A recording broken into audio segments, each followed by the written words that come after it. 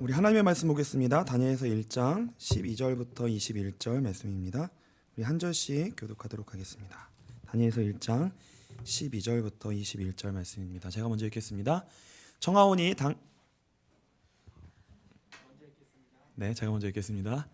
청하오니 당신의 종들을 열흘 동안 시험하여 채식을 주어 먹게 하고 물을 주어 마시게 한 후에 당신 앞에서 우리의 얼굴과 왕의 음식을 먹는 소년들의 얼굴을 비교하여 보아서 당신이 보는 대로 종들에게 행하소서 하매 그가 그들의 말을 따라 열흘 동안 시험하더니 열흘 후에 그들의 얼굴이 더욱 아름답고 살이 더욱 윤택하여 왕의 음식을 먹는 다른 소년들보다 더 좋아 보인지라. 그리하여 감독하는 자가 그들에게 지정된 음식과 마실 포도주를 제하고 채식을 주니라. 하나님이 이 네 소년에게 학문을 주시고 모든 서적을 깨닫게 하시고 지혜를 주셨으니 다니엘은 또 모든 환상과 꿈을 깨달아 알더라. 왕이 말한 대로 그들을 불러들일 기한이 찼으므로 환관장이 그들을 느부갓네살 앞으로 데리고 가니 왕이 그들과 말하여 보매 무리 중에 다니엘과 하나냐와 미사엘과 아사랴와 같은 자가 없으므로 그들을 왕 앞에 서게 하고 왕이 그들에게 모든 일을 묻는 중에 그 지혜와 총명이 온 나라 박수와 술객보다 10배나 나은 줄을 아니라. 다니엘은 고레스 왕 원년까지 있으니라. 아멘. 시험을 통과해야 내 것이 된다라는 제목으로 오늘 하나님의 말씀 나누도록 하겠습니다. 우리는 지금 그 다니엘서를 통해서 신앙의 인프라를 구축하고 있는 중입니다. 그 인프라라는 것이 무엇이냐면요, 도로, 항만, 또 항공, 철도, 또 이런 것들, 상하수도, 발전소, 병원, 학교, 이런 것들이 그 한 도시를 유지하고 지탱하는 그 하부 구조를 의미해요. 하부 구조. 하부 구조라는 것을 영어로 하면 그 인프라라는 것이 이제 약자로 이렇게 돼요. 그래서 이 사회 발전의 밑바탕입니다. 이게 사회가 발전을 하기 위한 밑바탕의 그 기초, 하부 구조를 의미하는데, 이 밑바탕, 사회 발전의 밑바탕이 된다는 의미에서 이 사회 간접 자본이라고도 불리기도 한대요. 이 인프라라는 것이. 그래서 이 보이지 않는 인프라가 도시 곳곳에 잘 세워져야 돼요. 이게 돌아가야 되고 이게 준비돼야 돼요. 이게 든든하게 구축될 때 그 위에 나라와 도시가 이제 세워지고 멀리 보면 이제 나라가 세워지는 거예요. 든든하게. 이게 나라가 든든하게 세워지는 겁니다. 그래서 신앙도 마찬가지라는 거예요. 신앙도 마찬가지인데, 신앙은 결국 한마디로 말하면 뭐냐면 하나님의 나라를 하나님이 이 땅 가운데 세우시는 거거든요. 하나님의 나라라는 것을 하나님이 세우세요, 이 땅 가운데. 근데 그 하나님의 나라를 세워가는 것에 있어서 인프라, 보이지 아니하는 그 기초, 그 보이지 아니하는 그 부분이 과연 뭐겠느냐? 하나님의 나라는 무엇을 기초로 하여 세워지겠느냐? 그게 그게 바로 뭐냐면 예수님을 통해 이루신 예수 그리스도의 십자가의 사역입니다. 이것이 하나님의 나라의 기초이고 인프라예요. 그래서 그것이 저와 여러분의 인생 속에 동일한 기초로 그것이 세워져야 돼요. 하나님이 그 작업을 하신다는 거예요. 그래서 지금 우리가 살아가고 있는 세상은 어떤 곳이냐면, 이 세상은요, 죄라고 하는 것이 인프라로 보이지 않게 구축된 곳이에요. 그러니까 바깥에 보이고 나타나는 것으로는 그것은 알 수 없는 거예요. 그것으로는 잘 되는 것처럼 보여도 보이지 아니하는 인프라가, 죄라고 하는 인프라가 깔려져 있기 때문에 잠깐 잘 되는 것처럼 보여도 이것은 세워질 수가 없는 나라예요. 이 땅은 세워질 수가 없어요. 왜냐하면 죄가 인프라이기 때문에 반드시 그로 인해 사망이 이 땅 가운데 찾아올 수밖에 없어요. 그래서 세워질 수가 없는 나라라는 거예요, 이 땅이요. 그래서 이 죄와 사망이라고 하는 것을 통해 이것이 궁극적 운명이 되어서, 성경은 뭐라고 얘기하냐면 사망이 왕노릇한다 이렇게 얘기하는 거예요. 그러니까 궁극적으로 이 땅은 사망을 이기지 못하고 그 사망에 종속되어져서 그것에 붙들림 바 되어져 있는 땅이라는 거예요, 이 땅이. 그래서 사망이 왕으로 군림하고 있는 곳입니다. 이 죄와 사망의 법에 묶여있는 이 땅과 우리 인류와 이 세상을 궁극적으로 다스리고 지금 지배하고 있는 것이 누구냐면, 성경은 세상 임금이라고도 얘기하고 마귀라고도 하는 이 정체를 성경이 이걸 밝히고 있다는 거예요. 그래서 요한복음 8장 44절입니다. 너희는 너희 아비 마귀에게서 났으니 너희 아비 욕심대로 너희도 행하고자 하느니라. 그는 처음부터 살인한 자요 진리가 그 속에 없으므로 진리에 서지 못하고 거짓을 말할 때마다 제 것으로 말하나니 이는 그가 거짓말쟁이요 거짓의 아비가 되었습니다. 그래서 나라를 세우는 데 있어서 결국 가장 중요한 인프라는 뭐냐면 그 어떤 것도 아니고요, 사람이에요. 어떤 뭐 상하수도 이거 상하수도 누가 만들어야 돼요? 사람이 만드는 거예요. 그러니까 결국은 이 보이지 않는 나라를 지탱하고 있는 가장 중요한 시스템은, 가장 근본적 원리는 누구냐면 사람입니다. 그러니까 사람이 이 땅 가운데 살고 있기 때문에 그 사람이 모든 걸 다 만들어내는 거예요, 결국은. 그래서 결국 제일 중요한 게 사람인데 이 사람이 지금 어떻다는 거예요? 죄와 사망의 법에 붙잡혀 있고 사단의 통치를 궁극적으로 받고 있는 마귀의 자녀라고 하는 것이 결국 이 땅에 살고 있는 우리들의 인류의 정체성이라는 거예요. 그러니까 사람이 그러한 정체성을 가지고 있어서 그러한 지배를 받고 있기 때문에 뭐예요? 우리가 무엇을 하더라도, 예를 들면 우리가 가정을 만들든 우리가 학교를 만들든 우리가 상하수도를 만들든 그 모든 것에 누가 들어가는 거예요? 사람이 들어가는데 결국은 사단의 통치를 받고 있는 사람이 들어가서 만들기 때문에 결국은 다 뭐예요? 결국은 무너질 수밖에 없다는 거예요. 사람이 결국 무너지니까. 사람이 결국 중요한 때에 엇박자가 나는 거예요. 잘하는 것 같다가 중요한 때에 끌려가는 거예요. 우리가 우리의 생각, 의지, 가진 지식, 재산 상관없어요. 그럼 우리가 살아가다가 중요한 때 말이 어떻게 나가고 중요한 때 행동을 어떻게 하고 중요한 때 결정을 어떻게 하냐? 사단의 종노릇을 하더라는 거예요. 그러니까 사람이 건물을 지으면 부실공사를 하고 모여서 회의를 하면 싸우고 건물을 짓고 나라를 만들고 법을 만들어도 결국은 뭐예요? 다 망가지더라는 거예요. 법이 문제일까요? 법이 문제예요? 사람이 문제라는 거예요, 결국은. 그래서 이 땅 가운데 이게 세워질 수가 없는 거예요. 그래서 우리가 인류의 역사를 통해 이걸 공부하게 됩니다. 뭘 공부하게 되냐면 인류의 역사는 언제나 큰 아픔과 희생을 통해서만 뭔가를 깨닫고 그때만 뭔가를 잠깐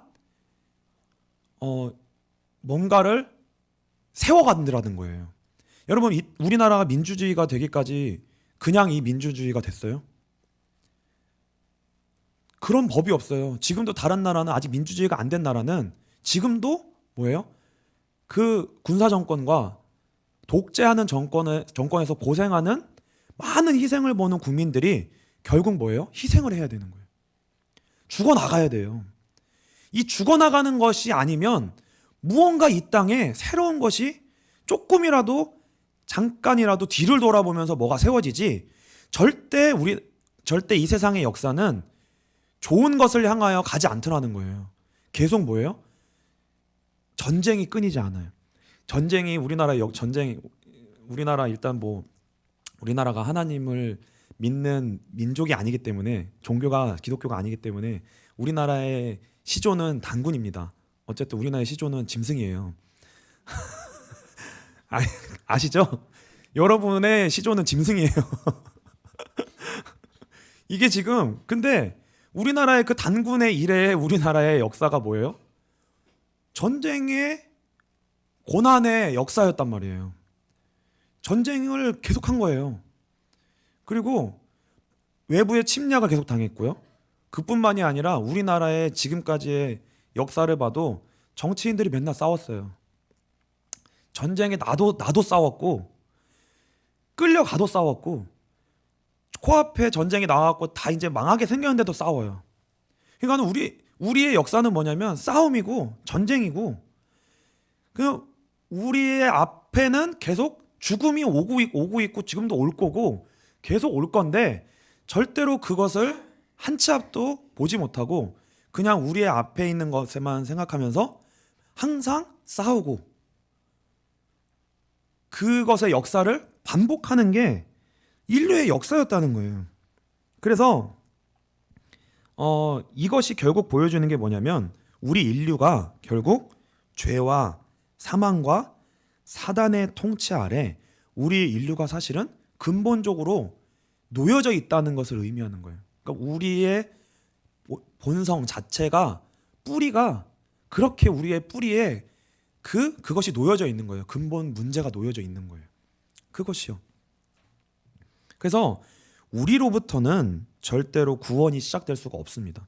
우리로부터는 선한 것이 나올 수가 없는 거예요. 우리는 아무리 노력하고 애써봤자 우리의 노력은 뭐냐면 잠깐 그 사망의 일들이 오는 걸 약간 늦추는 정도예요. 우리가 약간 몸부림치면 잠깐 늦추는 거예요. 그러나 반드시 우리는 죄를 짓게 되고 결국 사망의 일들이 우리 가운데 찾아올 수밖에 없다는 거예요. 우리로부터는 구원이 시작이 안 돼요. 그래서 구원은 오직 하나님으로부터 시작됩니다.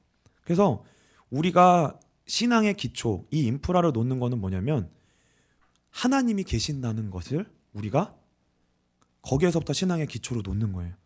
하나님이 계셔야지만 우리는 소망이 있는 거예요. 내가 소망이 하나님이 계신지 안 계신지 모르겠어도요. 하나님이 계셔야만 진짜 계셔야만 우리 인생에는 진짜 소망이 있어요. 하나님이 없다고 하면 진짜 소망이 없는 거예요. 그러니까 안 믿어줘도요. 하나님이 계셔야 된다라고 생각해야 돼요. 그게 유일한 소망이에요. 그게요. 근데 성경은 뭘 보여주냐면 그 하나님이 계신다는 거예요. 그리고 그 하나님 편에서의 우리의 인류의 구원을 향한 하나님 편에서의 일하심을 하나님 편에서 기록을 해놨어요. 그럼 우리는 뭘 봐야 되는 거예요? 성경을 봐야 되는 거예요. 그래서 무조건 하나님의 말씀을 들여다봐야 돼요. 하나님의 말씀을 들여다보면 결국은 그 안에서 뭘 발견하게 되냐면 우리에게는 소망이 없고 구원을 주시는 하나님이 계신다는 게 결국은 발견되는 거예요. 그러니까 성경을 보면 성경은 결국 뭐예요? 우리로 하여금 예수 그리스도를 믿게 하여 영생에 이르는 구원이 있게 한다는 거예요. 성경을 그래서 여러분들이 무조건 뭐예요? 어쨌든 말씀 듣는 자리에 오세요. 어쨌든 말씀을 들으세요. 그래야지만 하나님에 관한 믿음의 씨앗이 말씀이 들을 때에만 그 씨앗이 우리에게 심겨진다는 거예요.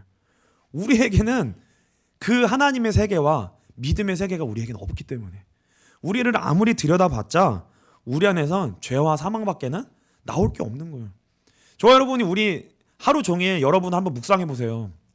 24시간 나를 한번 묵상해 보세요. 민전사님은 자기가 이제 뉴진스라고 이제 묵상을 막 하시는데 얼마 안 가요, 사실. 우리가 우리 자신을 계속 묵상하면 나올 게 뭐밖에 없냐면 사망밖에 나올 게 없고 오늘 주일 2부 말씀처럼 마라의 쓴물밖에는 나올 게 없어요. 사람을 만져도 쓴물이 나오고 나를 봐도 쓴물이 나오고 환경을 가도 쓴물이 나오고 뭔가 기대를 해봤자 해도 기대를 하고 뭔가 기쁨을 얻었잖아요. 그것 때문에 다시 슬퍼져요. 희한하게요. 내가 잘된 것 때문에 기뻤잖아요. 그것 때문에 내가 힘들어진다니까요. 이 쓴물이 계속 있어요. 그래서 성경은요. 하나님 편에서의 역사가 기록되어져 있습니다. 그래서 성경은 아주 우리가 언제 성경 66권 다 읽어요. 그렇죠? 근데 성경을 그냥 간단하게 큰 기둥으로 세 개의 관점을 가지면 여러분들이 그냥 성경을 큰 눈으로 볼 수 있습니다. 그게 뭐냐면 창조예요. 창조. 창조는 뭐예요? 하나님이 계셔서 하나님이 분명히 이 땅과 세상을 하나님이 창조하셨다는 거예요. 근데 그 세상과 창조는 지금과 같지 않고 하나님이 보시기에 너무 좋았더라라고 말씀하시는 원래 인간과 세상이 있었다는 거예요. 그게 중요합니다. 근데 성경은 그 하나님의 창조와 그 나라가 있었는데 아름다운 하나님의 나라가 있었는데 하나님의 아름다운 모습으로 창조된 인류가 있었는데 무슨 사건이 있었냐면 타락 사건이 있었다는 거예요. 타락이라는 건 뭐예요? 하나님이 창조한 세상과 인류 가운데 뭐가 들어온 거예요? 죄라는 것이 들어왔다는 거예요.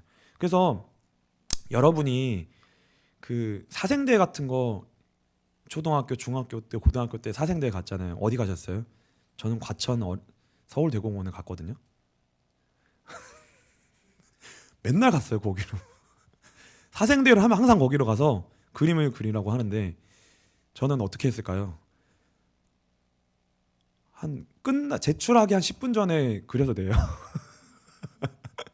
워낙 그림을 못 그리기 때문에 그냥 저는 내요. 못 그려요. 근데 그림을 그리면 우리가 다 그림을 그리잖아요. 그럼 그 그림을 그릴 때 처음부터 우리가 막 검은 물감으로 막 칠하고 막 엉망진창으로 그림을 그리는 사람이 어디 있어요? 그러니까 하나님이 사람을 아름답게 창조하셨고 세상을 너무 아름답게 창조하셨단 말이에요. 근데 죄라는 거는 뭐냐면 그 아름답고 생명력으로 가득 찬 너무 하나님이 보시기에 아름다운 사람과 세상에 죄가 들어와가지고 이거를 다 망쳐놓은 거예요. 이거를 다 구부려 놓고 뒤틀어 놓고 죽음이라는 것이 그 다음에 들어와서 이걸 다 깨버렸다는 거예요. 아름다운 조화와 생명의 질서를 아름다웠던 그 인류의 생명의 흐름을 하나님의 나라를 하나님의 손길이 다 있었던 그럼 사람을 봐도 하나님이 보였고 세상을 봐도 하나님이 다 보여서 너무나도 조화롭게 아름답게 하나님의 통치를 따라 흐르면 그것이 다 보여졌는데 지금 우리를 보고 세상을 보면 뭐가 보여져요? 아픔이 보여지고 슬픔이 보여지고 사람이 사실은 아이 때는 얼마나 아이가 예뻐요. 호별이도 지금 얼마나 예쁘겠어요. 근데 이제 조금 크면은 안 예쁘겠죠? 조금 크면 안 예쁘겠죠? 그렇죠? 뭘 알게 돼요? 아이도 벌써 자기 중심성이 있는 아이예요. 그래서 뭘 알게 되냐면 울어 제끼면 다 된다는 거를 아이가 알게 돼서 자기 중심으로 그동안 세상이 돌아갔잖아요. 엄마 아빠 울면 먹여주고 이랬으니까 그렇게 해야 자기가 원하는 대로 모든 세상이 돌아간다고 생각하는 거예요. 자기 중심으로. 그게 뭐예요? 그게 죄예요. 그게 죄예요. 근데 이제 제가 이번 주에 그 금쪽 같은 애 새끼를 좀 봤는데 어머니가 아이가 지금 6살인데 6살이 될 때까지 모유수유를 안 끊고 있는 거예요. 아이에게. 그러니까 이 아이가 조금이라도 아이 스스로 할 수 있도록 하지 않고 조금이라도 어려운 게 있으면 엄마가 다 해주고 아직까지도 업고 다니면서 모유수유를 하는 거예요. 근데 6살인데 그 정상적인 6살이 할 수 있는 걸 하나도 못 하는 거예요. 그러니까 뭐가 떨어져도 자기가 안 주워요. 엄마 보고 주워달라고 하고 학원도 못 가고 어린이집도 못 가고 혼자 하나도 못 하는 거예요. 이게요. 그래서 우리가 하나님이 원래 창조하신 그 아름다운 것이 분명히 있었는데 그것이 죄로 말미암아 사망이 들어와서 이게 다 깨어지고 망가졌다는 거예요. 그러니까 하나님이 보시기에 사람을 볼 때 얼마나 마음이 아프시겠어요. 얼마나 아름답게 창조했는데 사람이 죄에 물들어져 있고 사단에게 붙잡혀 있고 이제 죽음의 운명 가운데 인생에 살아가게 됐다는 거예요. 이게 얼마나 이제 아프냔 말이에요. 그리고 그 사람이 들어가는 것마다 만지는 것마다 세상이 망가지는 거예요. 다 망가져요 지금. 이게 세상이 들어가는 것마다. 그 하나님이 이것을 그냥 두지 아니하시고 구원을 계획하셔서 구원은 뭐예요? 원래로 회복시키시고 원래로 회복시키시는 정도가 아니라 그것보다 더 하나님은 더 크게 더 질 높은 구원으로 하나님이 우리를 이끄시는 그 구원의 일을 하나님이 약속하시고 이루시는 그 큰 세 가지의 역사가 성경에 큰 물줄기로 지금 흐르고 있다는 거예요. 그게 이제 성경이라는 거예요. 그래서 저 여러분이 이 말씀에 안경을 끼고 그 렌즈를 가지고 이 세상과 인류를 바로 볼 수 있는 눈이 열리게 되시기를 주님으로 축복합니다. 창세기 3장 15절입니다. 내가 너로 여자와 원수가 되게 하고 내 후손도 여자의 후손과 원수가 되게 하리니 여자의 후손은 내 머리를 상하게 할 것이요 너는 그의 발꿈치를 상하게 할 것이니라 하시고 이게 무엇을 말씀하시는 거예요? 인류를 사로잡고 있는 궁극적으로 사로잡고 있는 죄 문제 그리고 사망의 문제 이 사단의 권세 아래에 있는 이 문제를 여자의 후손이라고 하는 메시아를 하나님이 구원자를 보내서 그것을 다 해결하시고 뱀의 머리를 밟으셔서 궁극적으로 사단의 권세를 꺾으셔서 죄와 사망 아래에 있는 인류를 사단의 손 안에 있는 인류를 하나님의 통치 아래로 건져내시겠다는 거예요. 이끌어내시겠다는 거예요. 그래서 새로운 인류와 새로운 그의 나라와 새로운 그의 하나님의 그 나라를 하나님이 세우시겠다는 거예요. 이 땅 가운데. 그걸 이루시겠다는 거예요. 그래서 여자의 후손이 와서 뱀의 머리를 상하게 하리라. 이 약속이 구약을 관통합니다. 그러니까 구약 어디를 다 들여다봐도 이것의 연장선상에 있는 거예요.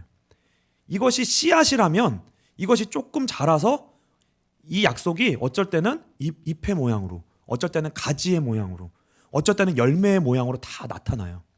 근데 궁극적으로는 이게 누구를 의미하는 거예요? 예수 그리스도께서 이 땅에 오셔서 구원을 이루실, 어떻게 이루실 것인가, 그러니까 그분은 어떤 분이신가에 대한 설명이 구약에 계속 나와 있는 거예요. 그래서 그것이 성취되는데 그게 신약입니다. 어떻게 성취됐어요? 십자가에서 성취된 거예요.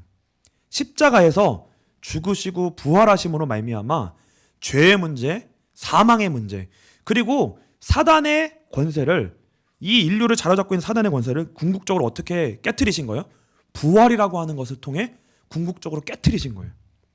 이기신 거예요. 그 십자가의 고난, 그의 발꿈치를 상하게 할 것이다.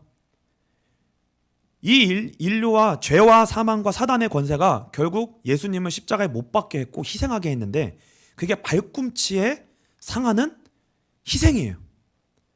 그래서 우리는 이 땅에 사는 날 동안 어쨌든 아파요.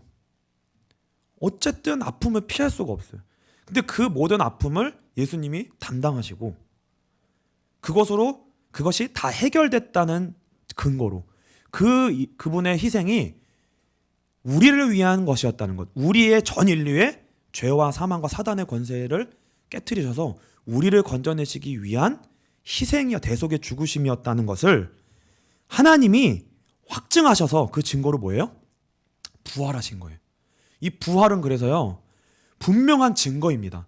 부활은 뭐냐면 하나님이 살아계신다는 증거이고 구원이 완성됐다는 증거이고 죄와 사망과 사단의 권세가 끊어졌다는, 오늘 일부 말씀 제목이 뭐예요? 안 들으셨어요?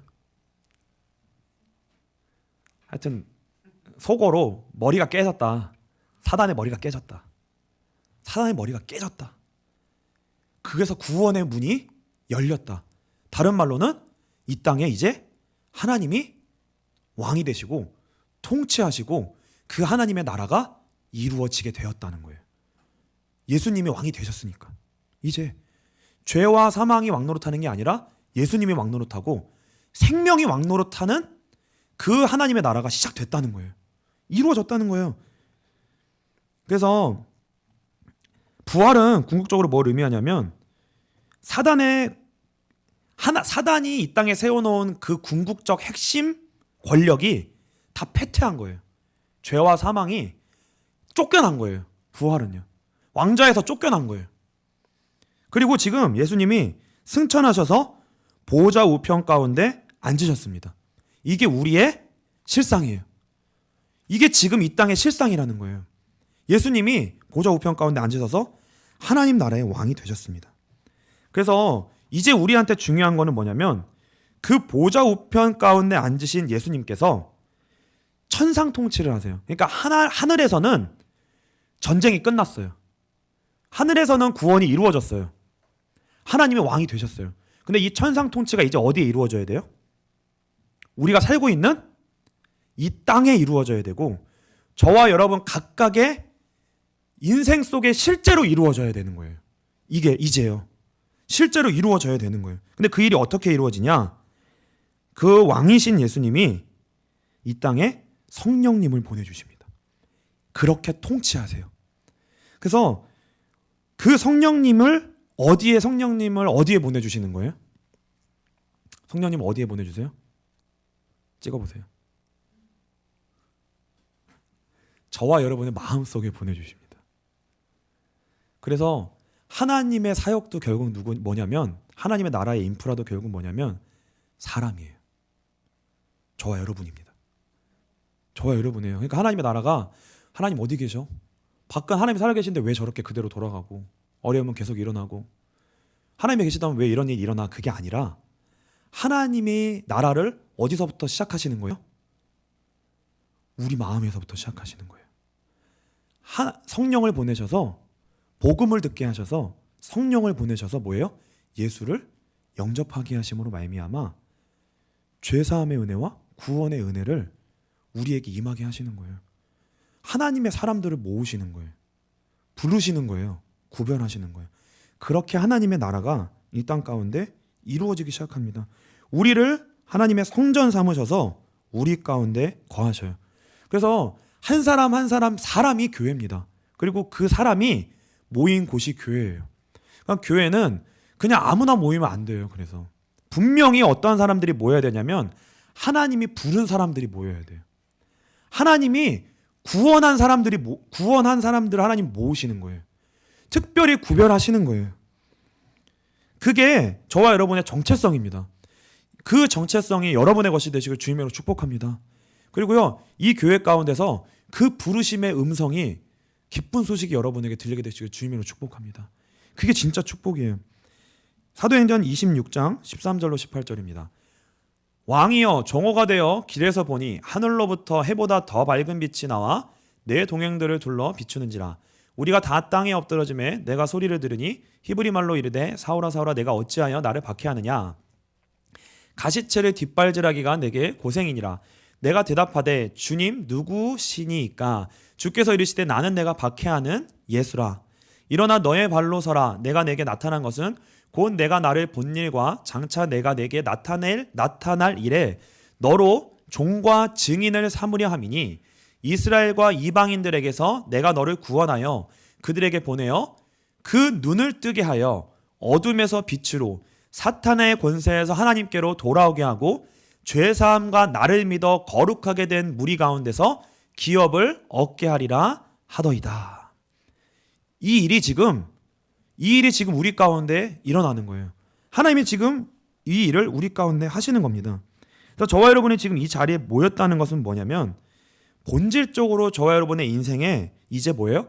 예수의 도장이 찍힌 거예요. 십자가의 도장이 찍힌 거예요. 찍힌 거예요. 뭐라고 찍힌 거예요? 향미자매에게 하나님이 예수님이 예수의 도장을 찍은 거예요. 찍어놨어요. 그게 무슨 도장을 의미하는 거예요? 얘는 이제 죄 문제가 끝난 사람이야. 사망의 법에서 벗어난 사람이야. 사단의 권세에서 벗어난 사람이야. 향미는 내가 통치해. 이제 내가 통치해. 이 세상에서 진짜 구별됐어. 이제 그거를 의미하는 거예요. 그 사람들을, 그게 정체성인데 그 사람을 교회에 부르신다는 거예요.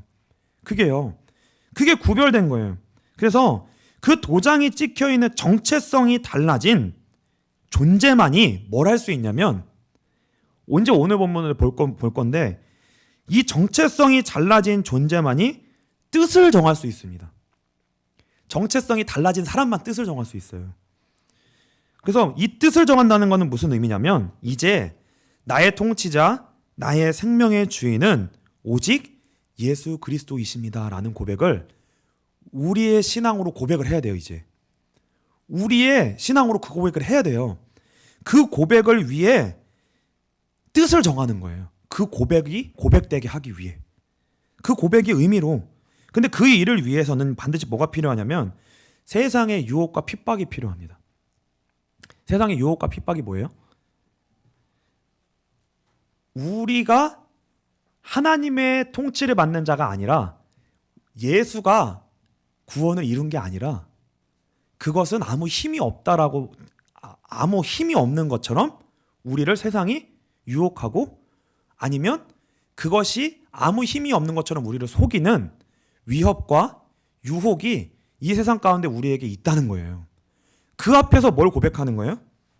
반드시 거절하고 저항하고 손해를 감수함으로 말미암아 이제 예수님이 나의 생명이라고 진짜 예수를 붙드는 시험이 필요한 거예요.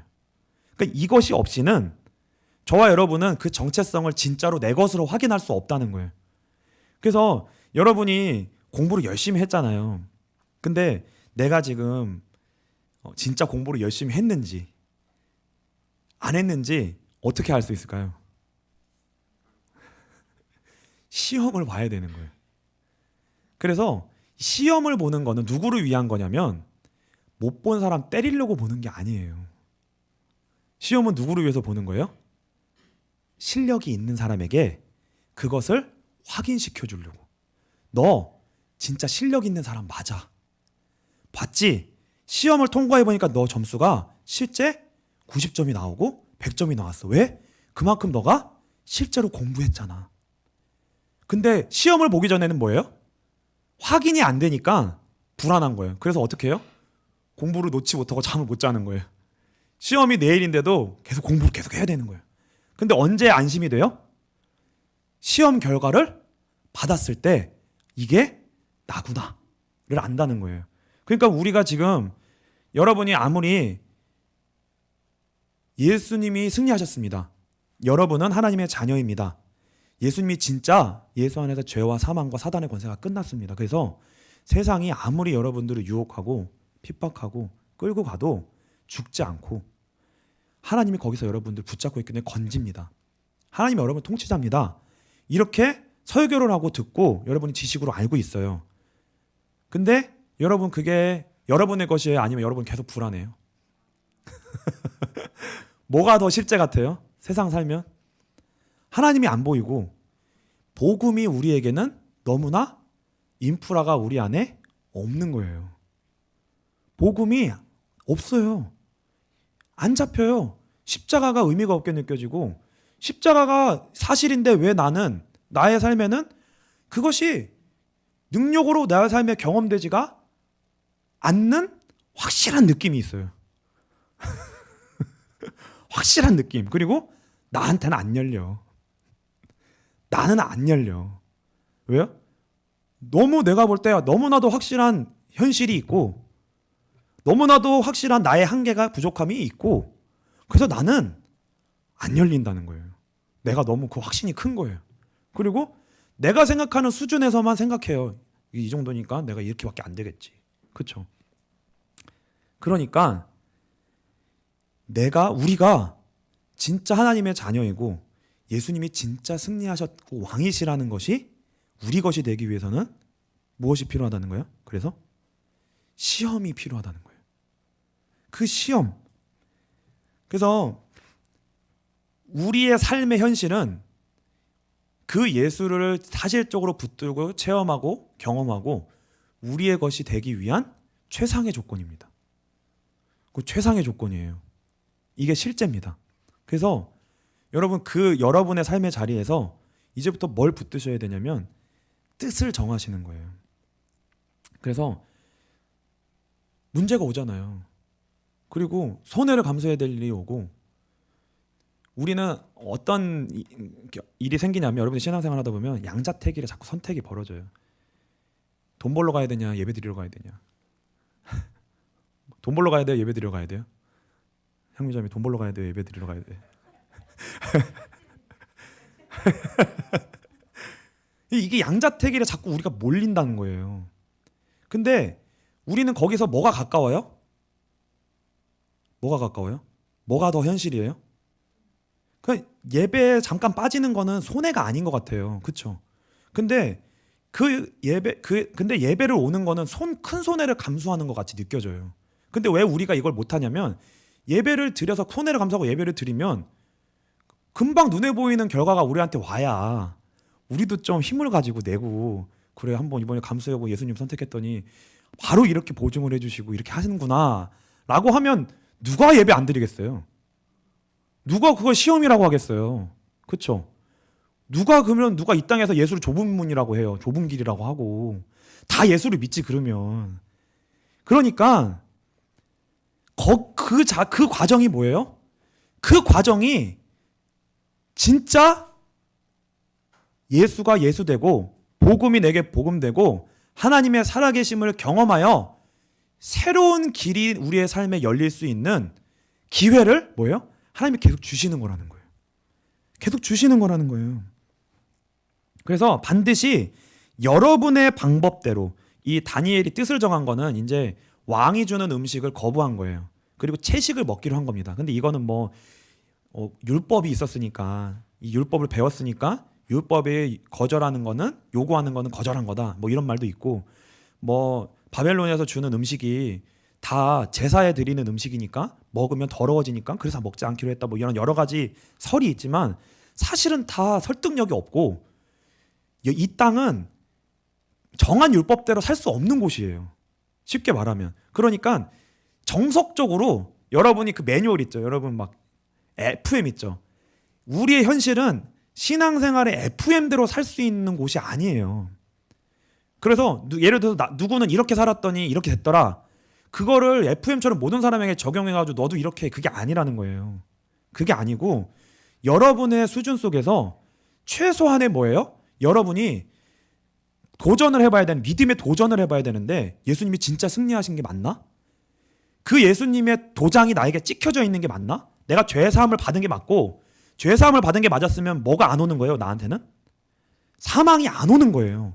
그러면 근데 현실에선 사망의 일들이 올 수 있잖아요. 느껴지잖아요. 그러면 거기서 뭘 경험해야 되는 거예요? 예수가 사실임이 거기서 경험될 수 있는 기회가 우리에게 주어지는 거예요. 날마다. 나는 죄사함 받고 부활의 생명이 내 안에 있고 하나님이 내 안에 계셔. 근데 우리는 지금 그것을 시험해보지 않고 도전해보지 않고 감수해보지 않고 그 안에 들어가 예수님을 손해를 감수하는 자리에 들어가 예수님만을 붙드는 그 시험을 우리는 해보지 않았기 때문에 우리는 뭐예요? 맨날 예수는 믿고 예배는 드리고 믿음은 있는 것처럼 보이지만 맨날 불안한 거예요.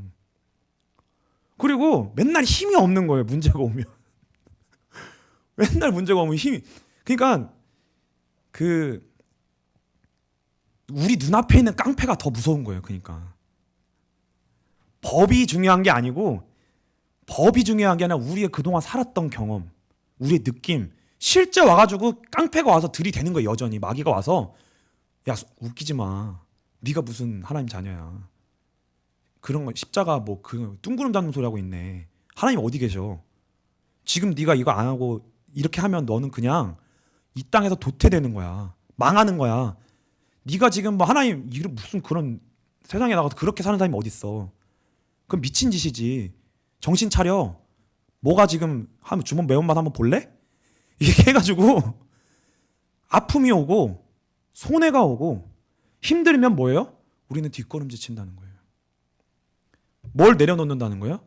십자가를 내려놓고 정체성을 내려놓고 하나님도 내려놓고 그 앞에 우리는 무릎을 꿇게 된다는 거예요. 그러니까 우리는 그 현실 속에서 뭘 보라는 거예요?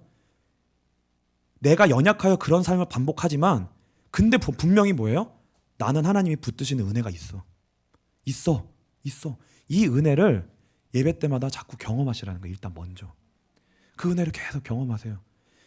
말씀 속에서 내가 아무리 나에게 그거 결정할 힘이 없지만 말씀을 들으면 그게 맞다고 나에게 믿어지고 예수가 나에게 더 맞다고 믿어지고 그러면 하나님 자녀가 맞는 거예요. 그러면 그 은혜를 계속 먹어가고 키워가세요. 그러면서 뭐예요? 여러분의 수준에서 나름대로 내 정체성이 맞다면 몸부림을 한번 여러분의 수준에서 치라는 거예요. 여러분이 정하세요. 그 뜻을. 누구도 정해줄 수가 없어요. 그래서 나는 적어도 주일의 예배는 내가 드리겠다. 그게 내가 예수님을 붙드는 나의 조그만 신앙의 몸부림이다. 내 정체성을 예수 안에서 찾고자 하는 경험해보자가 하는 내 조금의 몸부림이다. 아주 작아도 상관없어요.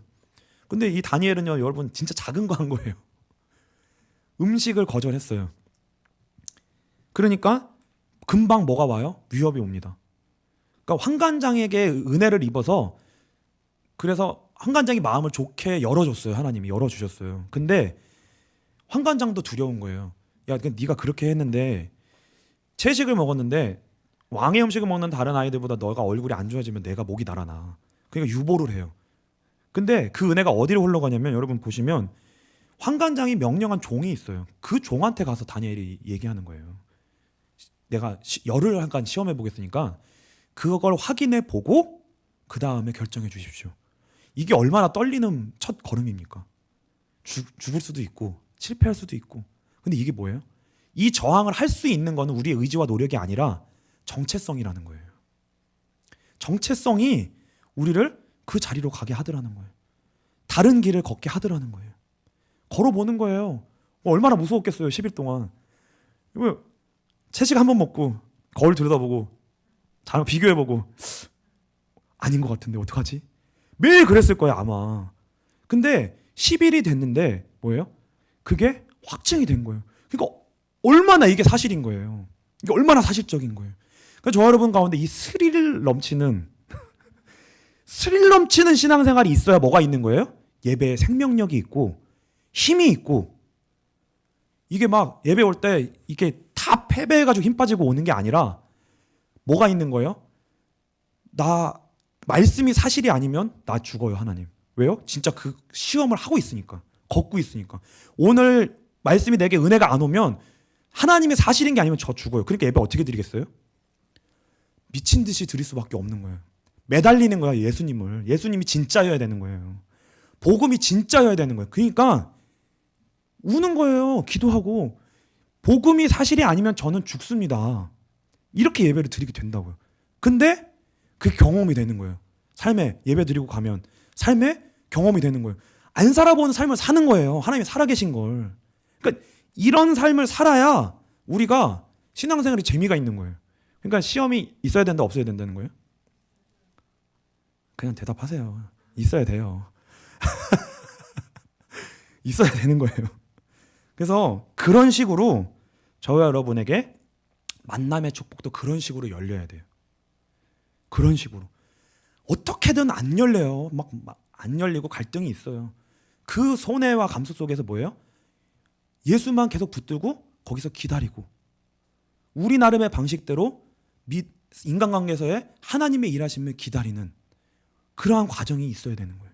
그때 하나님이 만나게 하시는 만남이 있고, 그렇게 뭐예요? 그렇게 가정도 이루고 그렇게 결혼도 하나님이 열어주시는 것을 통해 만들어지는 거예요. 한 영역이. 직장도 마찬가지로 그렇게 열려야 되는 거예요. 직장도. 경제도 단 5원이라도 10원이라도 그렇게 와야 된다고요. 그러니까 우리는, 다니엘은 아무것도 아닌데 하나님을 경험하니까 사람이 달라지잖아요. 달라져요. 그 모든 영역의 하나하나 이제 뭐예요? 예수님이 주인 되셔서 시험을 통과함으로 하나님이 열어주시는 은혜와 긍휼이 여러분 삶에 경험돼야 됩니다. 그 은혜가 있게 되실 주님으로 축복합니다. 그래서 결론입니다. 다니엘은 그때부터 열흘 동안 시험을 통과하여 뭐가 된 거예요?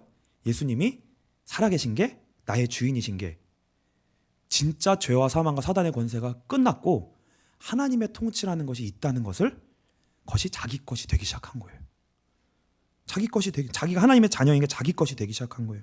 그래서 이제부터 그의 삶의 음식의 영역은 어떤 영역이 된 거예요? 하나님의 나라가 된 거예요. 거기는 아무도 터치를 못해요. 이제 거기는 생명의 보호를 받는 거예요. 생명싸게 보호를 받는 거예요. 그리고 오늘 이제 마지막 본문입니다. 우리 한번 읽을까요? 새 친구에게 학문을 주십니다. 이제 드디어 1장이 끝나는데 이게 몇 절인가요? 17절이래요. 17절. 이걸 경험하고 나니까, 예수가 자기 거가 되니까 이제 뭐예요? 경험되니까 하나님이 이 네 소년에게 학문을 주십니다. 이 학문이라는 단어가 뭐냐면 원어로는 지식, 마음, 영혼으로 해석될 수 있는 단어인데, 이 단어의 그 원형이 무슨 뜻이냐면 야다예요. 야다 우리가 잘 아는 뭐예요? 하나님을 알다, 깨닫다, 이런 뜻인데, 쉽게 말하면 이게 뭐냐면 남녀가 성적인 연합을 통해 둘이 깊은 관계를 맺은 걸 통해 서로에 대해 알게 된 지식을 의미하는 거예요. 이게 그러니까 다니엘이 어떻게 된 거예요? 하나님과 깊은 관계를 맺게 된 거예요. 예수 그리스도를 통해 진짜 하나님을 알게 된 거예요. 이제 그 하나님을 아는 지식이 생겼다는 거예요. 그 지식이 계속 생기는 거예요. 이제 계속 생기는 거예요. 그리고 책을 읽으면 이해가 되는 지식이 주어져요. 그 다음에 띄워주실래요? 서적을 깨닫게 하십니다. 그래서 여러분이 정말 이 은혜를 받잖아요. 믿음이 생기잖아요. 그러면 여러분의 영역에 있어서의 지식이 기하급수적으로 올라가기 시작해요. 여러분의 영역에서 그 분야에서 지식이 기하급수적으로 올라가기 시작하고 어떤 책을 읽어도 분별이 되고요. 어떤 책을 읽어도 거기서 복음을 캐낼 수가 있게 돼요. 그게 생겨요. 분별이 돼요. 다. 그리고요. 마지막으로 지혜를 주십니다. 이 지혜는 어떤 뜻이냐면 전문적인 기술, 경험, 빈틈없는 실력을 갖추었다는 걸 의미해요. 이 모든 것들이 우리에게 능력이 되고 힘이 돼서 우리의 삶의 실제적인 자리에 그게 연결되더라는 거예요. 그래서 3년 동안 다니엘이 채소를 먹으면서 하나님을 아는 지식이 계속 늘고 그런 말미암아 바벨론의 서적을 막 계속 공부하면서 지식이 또 늘고 실력이 늘은 거예요. 3년 동안. 그러니까 3년 동안 늘어갖고 어떻게 된 거예요? 이제 시간이 다 돼갖고 왕 앞에 이제 불러드려요. 교육시켰잖아요. 그래서 왕하고 대면을 해서 그 이야기를 합니다. 그 테스트를 해요. 그게 테스트를 하는 거예요. 왕이 자기가 아는 지식을 가지고 질문을 하는 거예요. 그럼 그걸 대답하는 거예요. 근데 모든 다른 사람들보다 다니엘이 지식이 대답을 더 잘하는 거예요. 인정이 된 거예요. 인정이 됩니다. 그리고 마지막으로 하나님에게 다니엘이 뭘 주시냐면 환상과 꿈을 깨달아 알게 하십니다. 이 환상이라는 단어는 뭐냐면 묵시, 계시, 이상을 의미해요. 하나님을 아는 지식이 하나님에 관한 하나님의 것의 깊은 것을 다니엘에게 계속 알려주세요. 그래서 여러분들이 이제 우리가 세상을 살 수 있는 길은 이거밖에 없어요. 하나님이 주시는 이 은혜와 하나님이 주시는 특별한 하나님의 깊은 것들을 아는 은혜들이 계속 여러분의 특징마다 하나님이 주시는 대로 열려지게 하나님이 하세요. 이게 있어야 세상을 살죠. 그리고 이게 있어야 그래도 예수를 믿는다는 게 좀 의미가 있잖아요. 그렇죠? 가치가 있고 그래야 사는 거예요. 그리고 마지막에 D는 뭐냐면 꿈은 말 그대로 드림이에요. 꿈을 진짜 해석할 수 있는 지혜를 주세요. 이때 특별한 이 시기에 맞는 은혜를 주신 거예요. 다니엘에게. 그럼 여러분에게 여러분의 삶의 자리에 하나님이 여러분의 삶을 힘든 게 다 있잖아요. 어떻게 통과하냔 말이에요. 지금 각자에게 맞는 지혜와 지식과 꿈을 하나님이 주신다는 거예요. 그럼 어떻게 하라는 거예요? 진짜 기도하라는 거예요. 기도하면 반드시 응답 주신다는 거예요. 그러니까 이 믿음으로 여러분들이 그 시험을 통과하시고요. 하나님이 주시는 은혜 가운데 이 많은 지혜와 능력으로 준비될 수 있게 되시기를 주님으로 축복합니다. 9절 읽고 마칠게요. 18절부터 21절. 네.